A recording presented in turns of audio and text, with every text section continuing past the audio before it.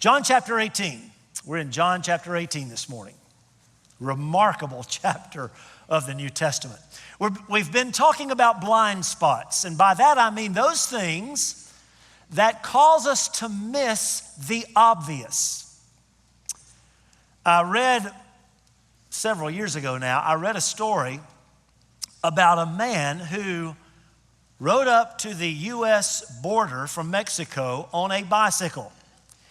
And what made this man on the bicycle stand out was that he had two bags hanging around his neck.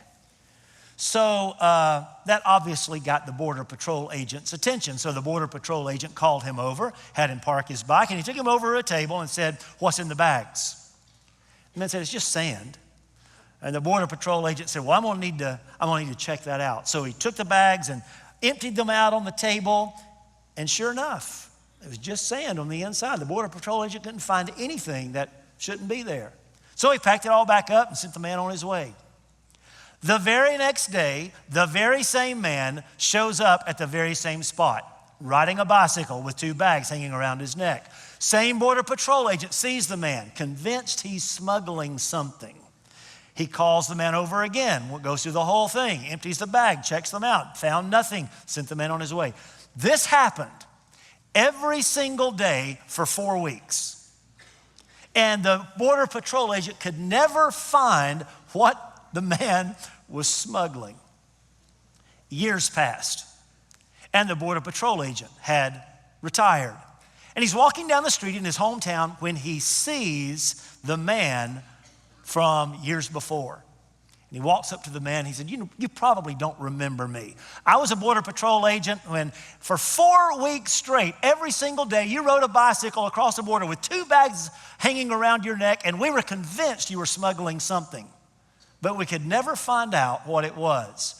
What was going on? The man smiled sheepishly and said, "I was smuggling bicycles." Smuggling bicycles. It was obvious. It was obvious. But the Border Patrol agent missed the obvious, missed what was right in front of his eyes. We've been talking about blind spots. Those things in the human psyche that can cause us to miss the obvious truths about Jesus. In the New Testament, we read about people who came face to face. Think about this. Came face to face with the Son of God in the flesh. Had conversations with him. Heard him preach. Saw him perform miracles. And yet, even in spite of all of the evidence pointing in his direction, those people rejected Jesus as the Messiah. How on earth can that happen? Because human beings have blind spots that can cause us to miss the obvious about Jesus. We've talked about a few of these blind spots. For example, one of the blind spots that can keep people from knowing the truth and embracing the truth about Jesus is the fear of loss. If I say yes to Jesus, I'm afraid of what it might cost me. It will cost me too much. Another blind spot that we talked about last week is the desire for human praise.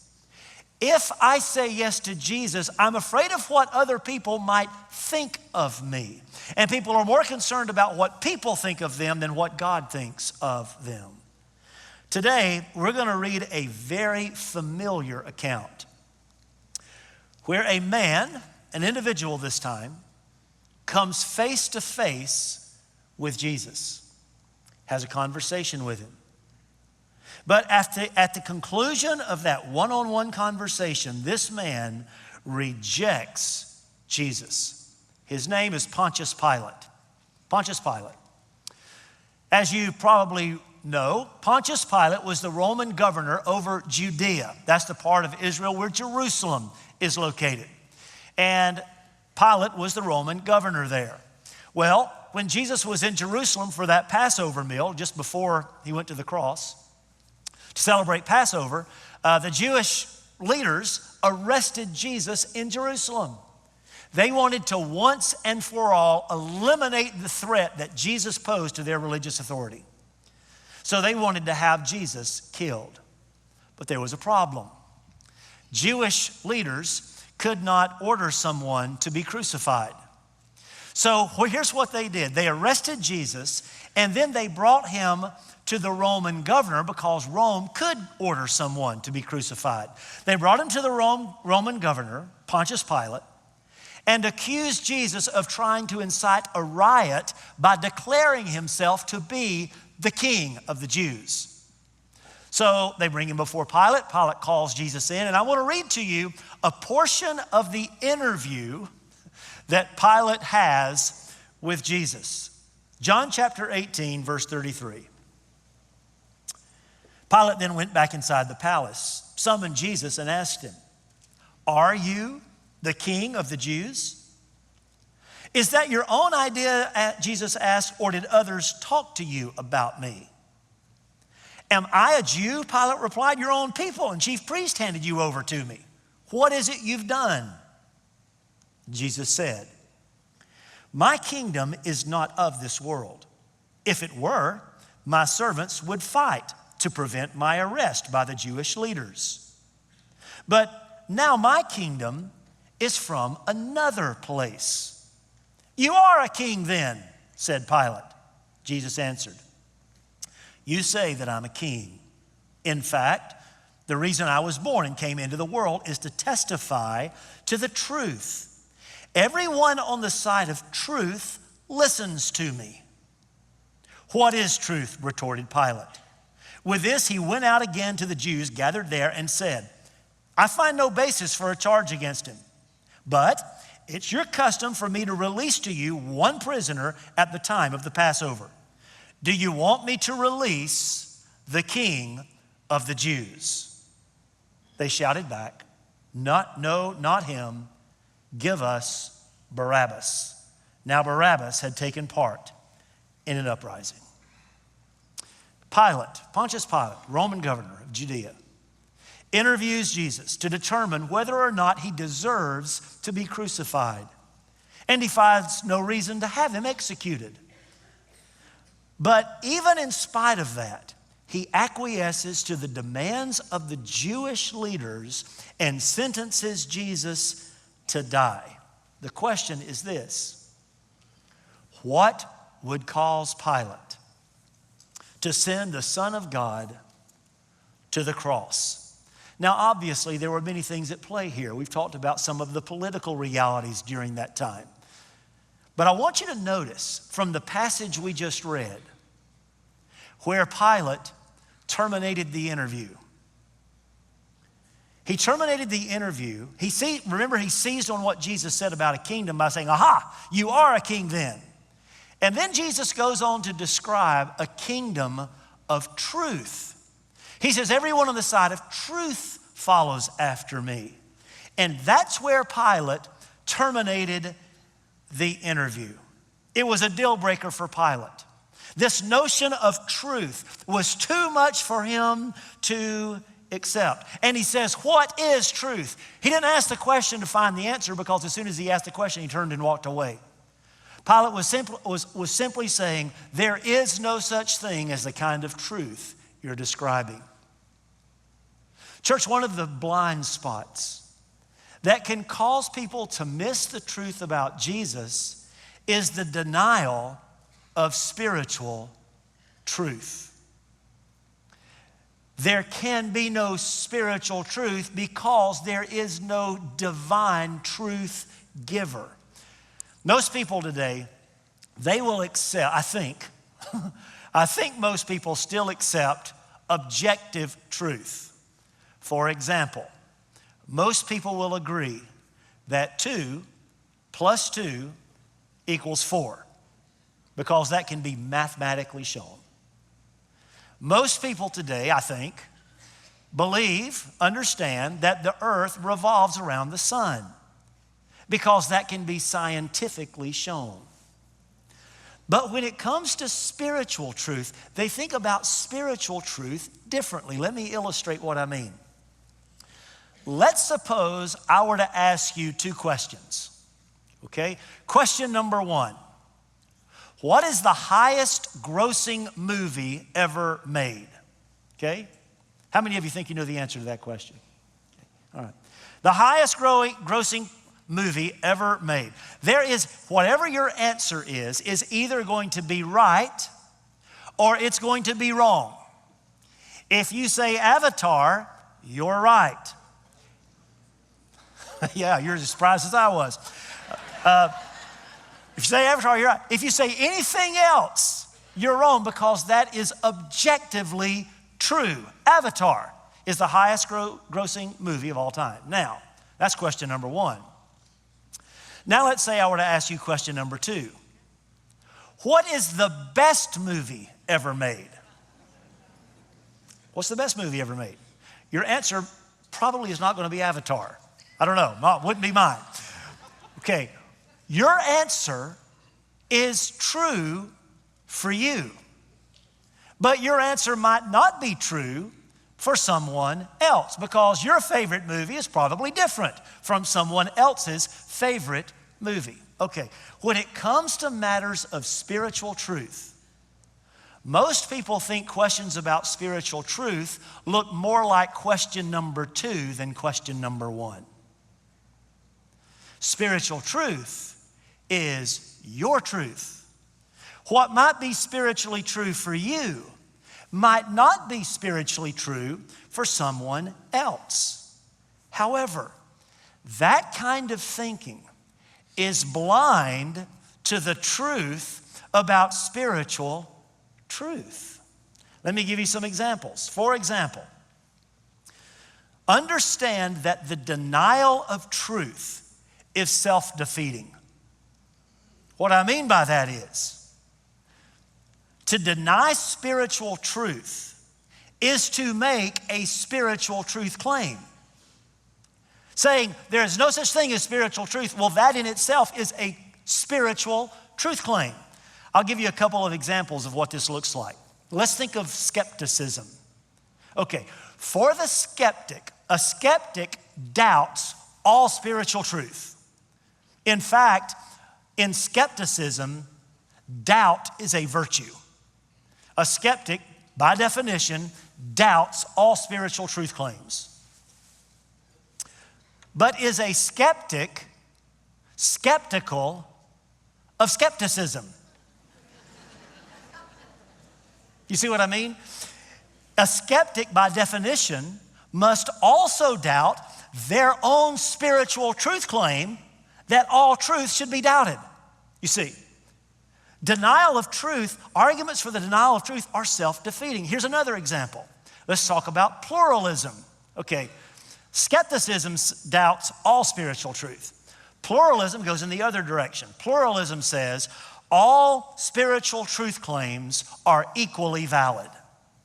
For skepticism, doubt is a virtue. For pluralism, tolerance is a virtue. All spiritual truth claims are equally valid. But pluralism claims that pluralism is true, and anything that is not pluralism is false. In other words, anything that is not pluralism, pluralism says, is not equally valid with pluralism's truth claims. You understand? I think I shared this when it happened. This is many years ago now. Someone called my office here at the church, and it was a guest. This guest had been visiting for some time, and the guest had questions about our church, and I love that. I love when people understand the importance of selecting a church properly. Okay, so they had questions about our church. One of the questions they asked was about marriage. It was right after the Supreme Court decision. So they said, where does the church stand on marriage? And I explained, we believe in biblical marriage, the permanent union between one biological man and one biological woman. That's what the Bible teaches about marriage, so that's what we practice here. The person on the other end of the phone says, well, I appreciate your being honest with me. He said, I'm going to be honest with you.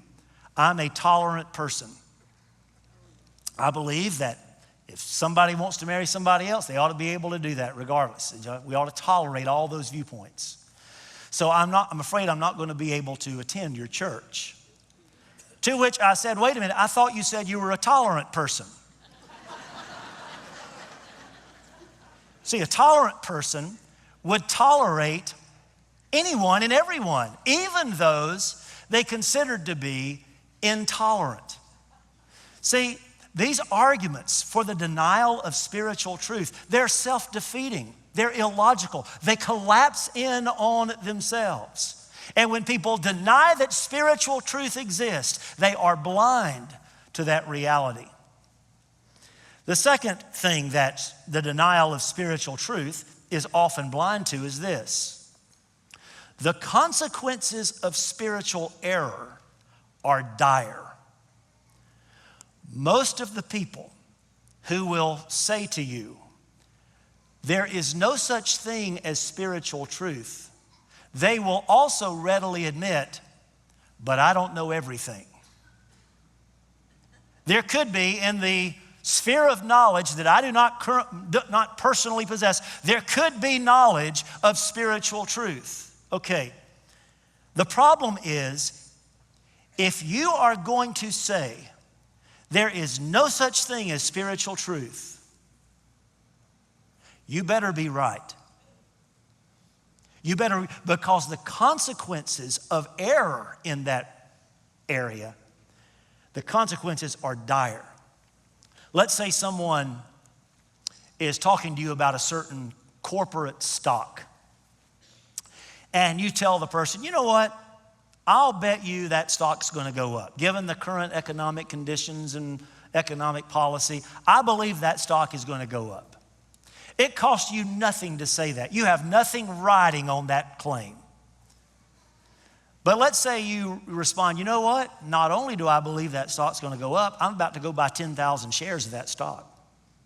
I'm going to put my money where my mouth is. You see, if you have a lot riding on a claim, you're going to be sure you know what you're doing. If you're going to invest 10,000 shares in a certain stock, you're going to research the company a bit. You're going to understand who the leadership is. You're going to understand what challenges they face and opportunities they face. In other words, you're not going to make a decision where the odds are, where the penalty for being wrong is so great on a hunch. Nowhere are consequences more dire than in the spiritual arena, because eternity is a long time to be wrong. John chapter 12, verse 48, Jesus said this: there is a judge for the one who rejects me and does not accept my words. The very words I have spoken will condemn them at the last day. See, making the claim that there is no objective spiritual truth is not a claim you should make flippantly. If you're going to make that claim, be absolutely certain you have done your homework, because being wrong will cost you greatly. The denial of spiritual truth is also blind to the fact that evidence of divine authority is undeniable. Okay, many people say, look, there's no such thing as absolute truth because there's no absolute truth giver. If there's absolute truth, that means there has to be a divine creator who's in charge of all this, to whom we are all accountable. Right. That's why God has made his existence so absolutely clear. In fact, if you are going to take the position that there is no God, there is no creator, if you're going to take that position, that takes a lot of effort to suppress reality, and it requires an enormous amount of blind faith. This is exactly the argument that Paul was making in his letter to the Roman church in chapter 1. Let me just read you a portion of what Paul says about this. Romans chapter 1, verse 18. He says, The wrath of God is being revealed from heaven against all the godlessness and wickedness of people. Now watch this. Who suppress the truth by their wickedness. Since what may be known about God is plain to them, because God's made it plain to them. For since the creation of the world, God's invisible qualities, his eternal power and his divine nature, have been clearly seen, being understood from what has been made, creation, so that people are without excuse. People say, look, Pastor Jeff, I just cannot place blind faith in a God as a spiritual authority. Okay, that's fine. Then just open your eyes. Because God has placed us in a world that literally screams his existence. The heavens do in fact declare the glory of the God that is real. God has placed us in a world that demonstrates so convincingly that he is real. There are so many examples of this that we could talk about. I want to share with you one. Now I know, look, I'll just give you a heads up. I know no one came this morning for a physics lesson. I get that. You didn't sign up for that. But if you'll just give me 90 seconds. I want to show you a 90-second video clip that explains one of the ways that God demonstrates himself so clearly in our world. It turns out our world is very fine-tuned. What does I mean by that? That means that in our universe, everything is precisely right to allow for us to be here. Let's watch this 90-minute clip together. Guys, go ahead.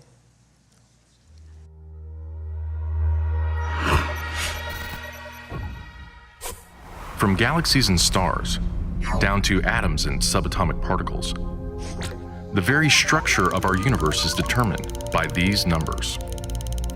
These are the fundamental constants and quantities of the universe. Scientists have come to the shocking realization that each of these numbers has been carefully dialed to an astonishingly precise value, a value that falls within an exceedingly narrow, life-permitting range.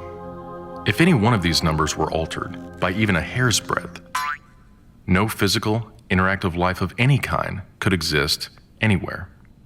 There'd be no stars, no life, no planets, no chemistry.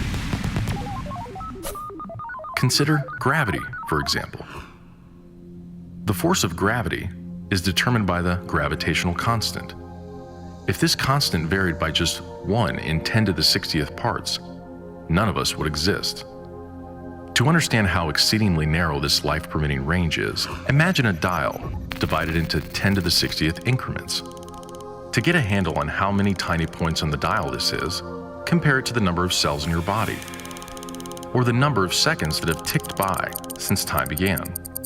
If the gravitational constant had been out of tune by just one of these infinitesimally small increments, the universe would either have expanded and thinned out so rapidly that no stars could form and life couldn't exist, or it would have collapsed back on itself with the same result. So in a lot of the evidence that we see all around us, it requires turning a blind eye to fact and logic. And listen, if you're going to say that all of the universe just happened by chance, given how intricately designed it appears to be and how fine-tuned it is, if you're going to make that claim, I want just to say this: you have a whole lot more faith than I do, because you literally have to defy all things logical to make such a claim. The denial of spiritual truth is to blind to the fact that evidence of divine authority is absolutely undeniable in our world. One final thing I just want to point out. When we think about the denial of spiritual truth, that also oftentimes overlooks the fact that Jesus made spiritual truth claims. If there's no such thing as spiritual truth, why did Jesus make so many spiritual truth claims? And when Jesus made a spiritual truth claim, he made it in universal terms. In other words, Jesus didn't say things like this. He didn't say, look, for those of you who believe what I'm telling you, this is true. If you don't believe what I'm telling you, it's not true for you. He didn't say that. When Jesus made spiritual truth claims, he made them to be sweeping. He made them to be universal. Of course, the boldest, most shocking claim, spiritual truth claim that Jesus ever made is one we read often. Jesus answered, I am the way and the truth and the life. No one comes to the Father except through me. A couple things to point out here. First of all, Jesus did not say, for those who believe that I am who I claim to be, I'm your way to the Father. He didn't say that. He said, I am the only way to the Father. In fact, no one, whether you believe in me or not, no one comes to the Father except by me. The second thing I want you to notice about this truth claim made by Jesus is that, as we discussed a few weeks ago, it puts him into one of three buckets. It either means, a claim like that either means Jesus is deceiving people, he's out of his mind, or he's telling the truth. So, if you make the claim, there is no such thing as spiritual truth, then let me just ask you the question. Do you believe Jesus to be crazy or deceptive? Because he has to be one of those two things if he in fact was not telling the truth here. You see, there is spiritual truth. When Pilate turned away from Jesus, what is truth? And rejected Jesus, he literally turned away from the truth. And the thing about truth, you understand, is Jesus came from heaven as truth for your benefit and for mine. Listen to what Jesus said here. He said, if you hold to my teaching, if you hold to what I'm teaching you, you're really my disciples. Then you will know the truth, and the truth will set you free. I'm talking to many here today, and you're enslaved. You're enslaved to the ambitions of this world. You're enslaved to sin. You're enslaved to addictions. You're enslaved to habits that are slowly destroying you and your relationships. You're enslaved to sin. Jesus came with the truth about you, about me, about life, about death, and about eternity, so that we could be free from all of those things. See, the truth is, we've all blown it. Doesn't matter how good you are. You've blown it, and so have I. And the truth is, our sin, where we've missed the mark, our sin has offended a perfect and holy God. And the truth is, God must and will condemn all sin. But it's also true that God sent his only son, Jesus, into our world to pay the price you and I owe for our sin, so that we wouldn't have to pay that price.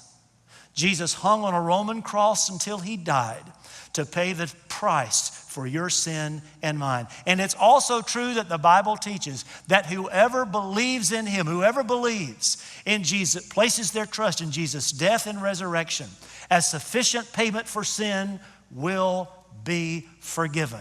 And there is no longer any condemnation to those who are in Christ Jesus. Folks, that's the truth. Have you placed your faith in the freedom giver, the Lord Jesus? I want to ask everyone in the room to bow your heads, close your eyes with me. This is a time when we're examining our own hearts. If you're here in the room or you're watching online and you would say, Pastor Jeff, I don't remember a time where I placed my trust in Jesus' death and resurrection for forgiveness of my sin. I'd like to lead you in a prayer where you can do that right now. You might say to the Creator, God in heaven, I know that I've blown it. And my mistakes, my sins have separated me from you. But I believe with all my heart that your Son Jesus died and rose again to pay for my sin. And I'm placing all my trust in Jesus' death and resurrection as sufficient payment for my sin to rescue me from my own sin and its awful consequences. In Jesus' name, amen. Everyone looking back up here. Okay. If you prayed along with me, your journey does not end there. Your journey starts there. One of the things that we love doing as a church to help those who place their faith in Jesus get started on their journey with Jesus is to provide literature that more fully explains all of that. That literature is available for you free this morning. After we dismiss here in a few minutes, go by guest services. They have the literature there for you. They'll give it to you and you can be on your way. If you're watching online and you prayed along with me just now, I'd love to be able to mail that same literature to your home. Go to the website, imadeadecision.com, imadeadecision.com, and provide us your mailing address there. And if you do, we'll put that same literature in the mail to your home this week. Thanks for watching. If you like this video, let me encourage you to hit the like button or post a comment below. And if you haven't done so already, we hope you'll subscribe to our channel to be notified of new content. Thanks again for spending time with us.